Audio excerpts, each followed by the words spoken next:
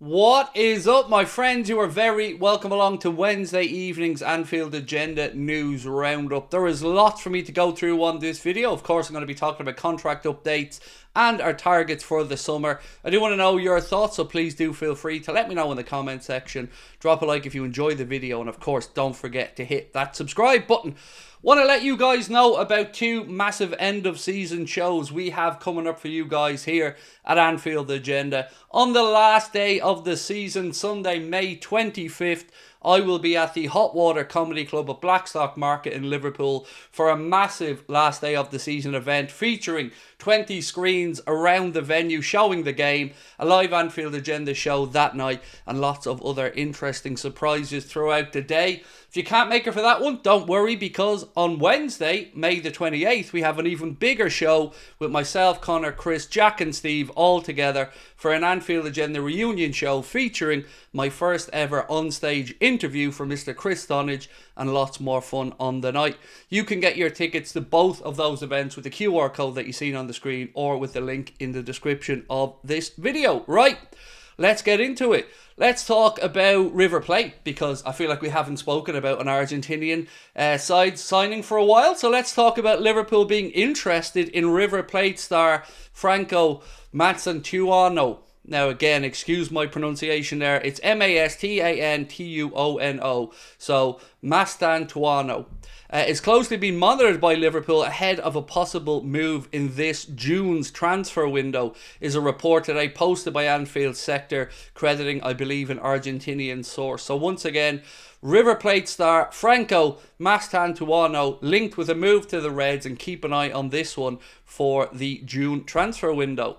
Right, next up, my friends, a little bit from Lewis Steele, and of course you can find this on the Anfield Agenda X or Twitter account, whichever way you refer to it these days. I kind of dip in between the two. You'll find the information posted up there as well.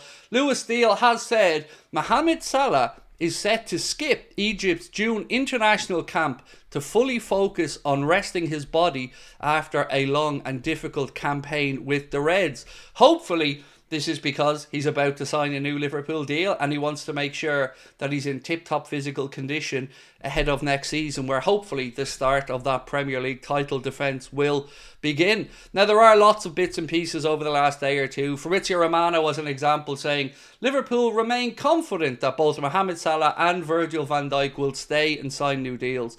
The club obviously wants to get it done ASAP, said Mr. Romano, and again you can find this on the Anfield Agenda X account. Look, we're all very well and good happy about the news that these guys are going to sign new deals, but let's be honest, we've been hearing that the club want to get this done for ages, so can we stop with the wanting to part and just get it done so we can really enjoy the end of the season? Now, speaking about the end of the season and a bit of enjoyment, the LFC Foundation today posted to say our honorary ambassador, Jurgen Klopp, will join as a guest speaker at the 2025 Gala Ball for an evening of glamour and live entertainment.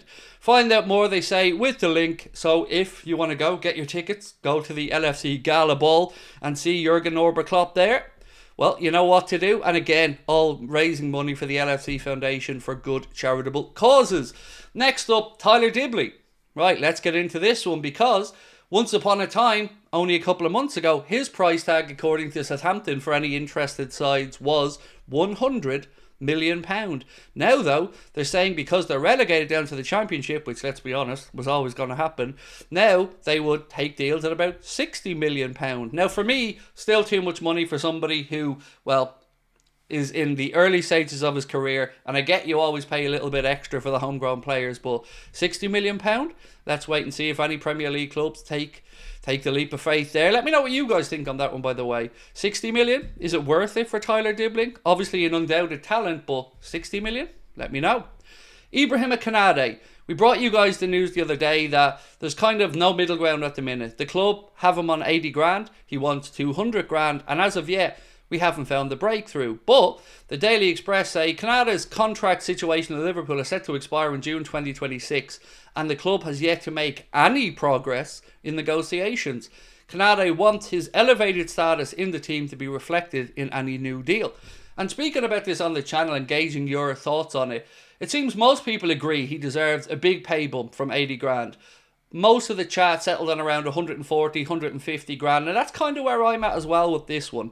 But if they can find an agreement, as stressful as this sounds, if they don't get this done soon or by the end of the season, I would say we have to look at either selling or giving in and giving him what he wants. I don't know which one the club will go with. I know all of us fans want Ibu to stay, but ultimately we don't have time to twiddle our thumbs this summer. We've got to get cracking. And if Ibu deal can't be done, well then we take the money and we move on and we bring in somebody else. Although I do hope it is done, because again, want to reiterate, I want him to stay.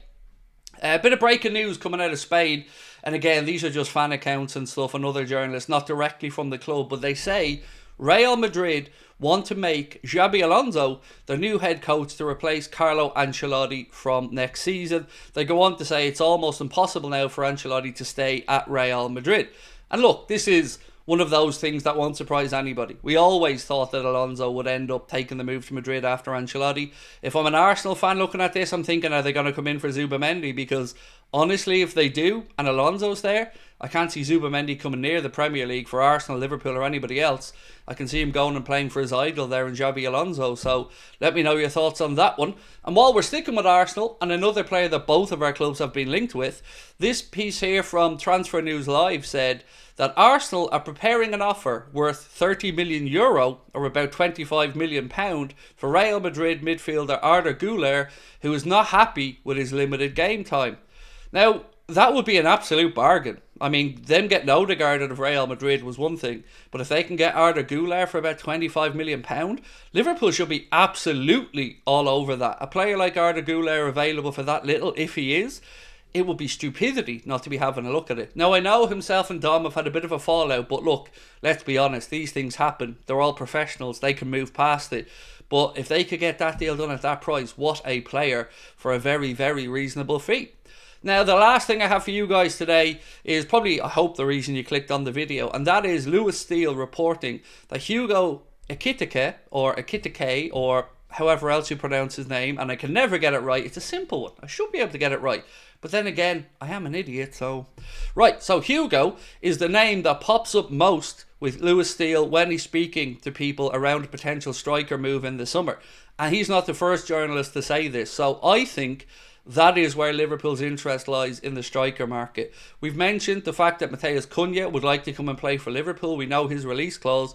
But this piece here, backed up by many others, seems to think that it is Hugo that the club want. And we ran a poll last night and asked a straightforward question. Would you take Liam Delap and let's say Hugo EKITIKE or Cunha as a replacement for Diogo Jota and Darwin Núñez?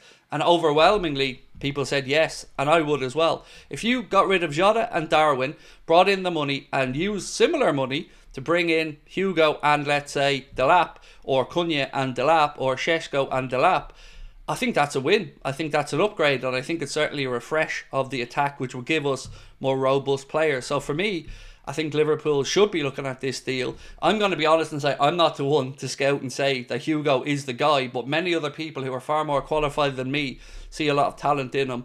Some fans and some French football fans say he's not quite ready yet, so that does make me a little bit concerned. But at least if the club do have a number one target, we can hopefully go to move quickly. Frankfurt know they're going to lose him this summer. They've already set the price tag at about £60 million. So if Liverpool want to get a deal done, surely this is one they can get done early. But interestingly, on Jota, Aston Villa, Wolves, Newcastle, all reportedly interested. And I want to know for you guys, would you take £40-45 million for him? I'd invest that in Delap personally. I think Delap's going to be a good talent coming through. And if you backed it up with somebody like Hugo, where all the pressure isn't on Delap to shine, I think that'll be a win-win for the Reds. Of course, young Jadon Dan's coming through as well. It will give us time to allow Jadon to go out on loan for a full season, put those back injuries behind him and really show what he can do. So that is pretty much it for now, my friends. There will not be a live stream tonight. We're taking the evening off. We're going to sit back and see how Aston Villa get on against PSG and enjoy some Champions League football. There may be a news video coming out later, but if not, we will see you guys tomorrow morning for another Anfield Agenda news roundup. Appreciate your support as always. Don't forget about our 2 live shows and enjoy the good weather. Much love, my friends. We'll talk soon.